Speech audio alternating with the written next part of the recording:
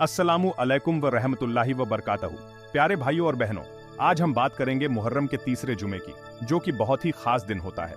मुहर्रम इस्लामी calendar का पहला महीना है और इस महीने का तीसरा शुक्रवार विशेष महत्व रखता है। इस दिन की गई इबादत का सवाब कई गुना बेरा जाता है। प्यारे भाइयों और बहनों, आज हम बात करेंगे मुहर्रम के तीसरे जुमे की, जो कि बहुत ही खास दिन होता है। इस दिन अल्लाह ताला अपने बंदों पर रहमत और बरकत की बारिश करते हैं। इस दिन की गई इबादत का सवाब कई गुना बढ़ा जाता है। मुहर्रम का महीना हमें हजरत इमाम हुसैन और उनके साथियों की कुर्बानी की याद दिलाता है। यह महीना हमें सच्चाई, न्याय और ईमानदारी के रास्ते पर चलने की प्रेरणा देता है। इस दिन अल्लाह ताला अपने बंदों पर रहमत और बरकत की बारिश करते हैं। इस दिन की गई इबादत का सवाब कई गुना बढ़ जाता है। मुहर्रम का महीना हमें हजरत इमाम हुसैन और उनके साथियों की कुर्बानी की याद दिलाता है। ये महीना हमें सच्चाई, न्याय और ईमानदारी के रास्ते पर चलने की प्रेरणा देता है। आज हम जानेंगे उन 10 खास नमाजों के बारे में जो इस दिन पढ़ने का बहुत ज्यादा सवाब है। हर नमाज की अपनी एक खास अहमियत और फायदा है।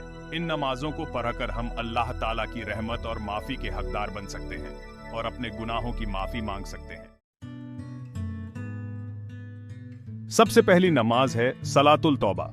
ये नमाज विशेष रूप से उन लोगों के लिए है जो अपने गुनाहों पर पछतावा करते हैं और अल्लाह ताला से माफी मांगना चाहते हैं। ये नमाज हमें यह सिखाती है कि हम अपने गुनाहों को स्वीकार करें और अल्लाह से सच्चे दिल से माफी मांगे।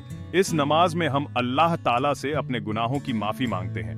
यह एक ऐसा समय होता है जब हम अपने दिल की गहराइयों से अल्लाह से माफी मांगते हैं और अपने गुनाहों को स्वीकार करते हैं। यह नमाज हमें यह याद दिलाती है कि अल्लाह ताला बहुत दयालु और क्षमाशील है। इस नमाज को पढ़ने का तरीका यह है कि आप 2 रकात नमाज नफल पढ़ें।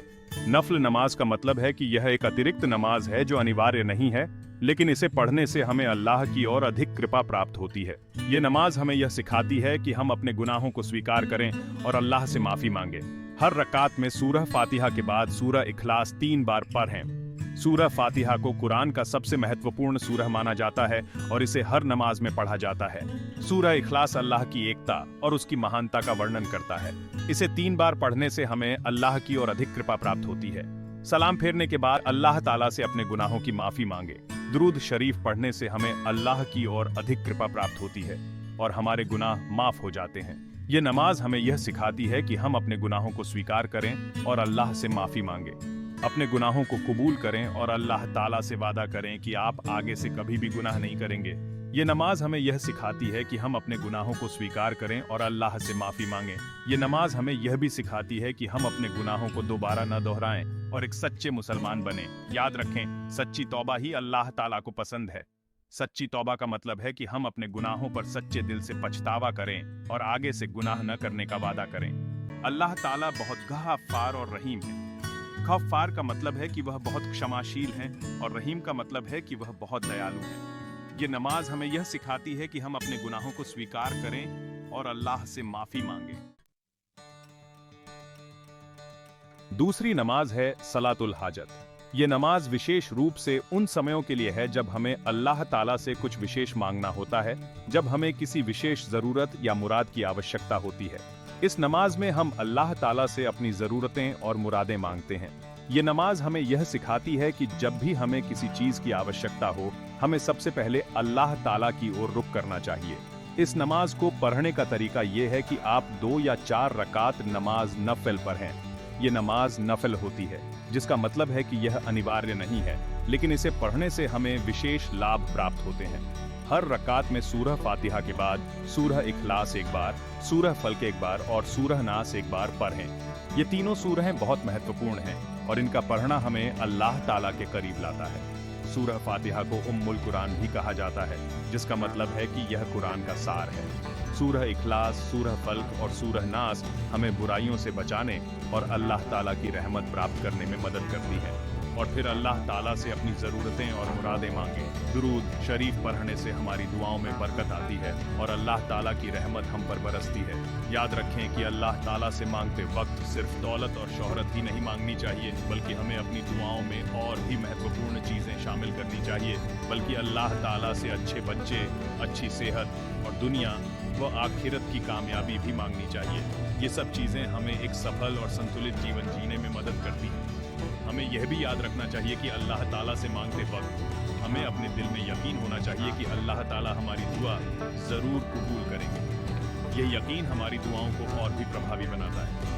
अल्लाह ताला से दुआ मांगते वक्त दिल में यकीन होना चाहिए कि अल्लाह ताला हमारी दुआ जरूर कबूल करेंगे।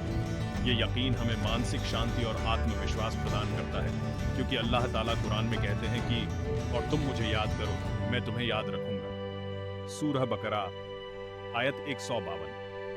ये आयत हमें यह सिखाती है कि जब हम अल्लाह ताला को याद करते हैं तो वह भी हमें याद रखते हैं और हमारी दुआओं को सुनते हैं। सलातुल हाजत की नमाज हमें यह सिखाती है कि हमें हमेशा अल्लाह ताला पर भरोसा रखना चाहिए और अपनी हर जरूरत के लिए उन्हीं से मदद मांगनी चाहिए। ये नमाज हमें यह भी याद दिलाती है कि अल्लाह ताला हमारी हर दुआ को सुनते हैं और हमें वह सब कुछ प्रदान करते हैं जिसकी हमें वास्तव में आवश्यकता होती है। इस नमाज को पढ़ने से हमें मानसिक शांति मिलती है और हमारी आत्मा को सुकून मिलता है। ये नमाज हमें यह भी सिखाती है कि हमें हमेशा अल्लाह ताला के करीब रहना चाहिए और अपनी हर ज़रूरत के लिए उन्हीं से मदद मांगनी चाहिए। सलातुल हाजत की नमाज हमें यह भी सिखाती है कि हमें हमेशा अल्लाह ताला पर भरोसा रखना चाहिए और अपनी हर ज़रूरत के लिए उन्हीं से मदद मांगनी चाहिए। यह नमाज हमें यह भी याद दिलाती है कि अल्लाह ताला हमारी हर दुआ को सुनते हैं और हमें वह सब कुछ प्रदान करते हैं जिसकी हमें वास्तव में आवश्यकता होती है। इस नमाज को पढ़ने से हमें मानसिक शांति मिलती है और हमारी आत्मा को सुकून मिलता है। ये नमाज हमें यह भी सिखाती है कि हमें हमेशा अल्लाह ताला के करीब रहना चाहिए और अपनी हर ज़रूरत के लिए उन्हीं से मदद मांगनी चाहिए। सलातुल हाजत की नमाज हमें यह भी सिखाती है कि हमें हमेशा अल्लाह ताला पर भरोसा रखना चाहिए और अपनी हर ज़रूरत के लिए उन्हीं से मदद मांगनी चाहिए। इस नमाज को पढ़ने से हमें मानसिक शांति मिलती है और हमारी आत्मा को सुकून मिलता है। ये नमाज हमें यह भी सिखाती है कि हमें हमेशा अल्लाह ताला के करीब रहना चाहिए और अपनी हर ज़रूरत के लिए उन्हीं से मदद मांगनी चाहिए। तीसरी नमाज है सलातुल इस्तिखारा। इस नमाज को हम तब पढ़ते हैं जब हमें कोई काम करने में कंफ्यूजन हो रहा हो और हम ये डिसाइड न कर पा रहे हों कि ये काम हमारे लिए अच्छा है या नहीं। इस नमाज को पढ़ने का तरीका ये है कि आप 2 रकात नमाज नफल पढ़ें। हर रकात में सूरह फातिहा के बाद सूरह कफिरून पढ़ें। सलाम फेरने के बाद अल्लाह ताला के नवासे पर दुरूद शरीफ पढ़ें और फिर सलातुल इस्तिखारा की दुआ पढ़ें। दुआ ये है, अल्लाहुम्मा इन्नी अस्ताखिरुका बिइल्मिका वास्ताकदिरुका बिकुदरतिका वासलुका मिन फज़लिकल अज़ीम फिन्नका तकदिरु वाला अकदिरु व तलामु वाला।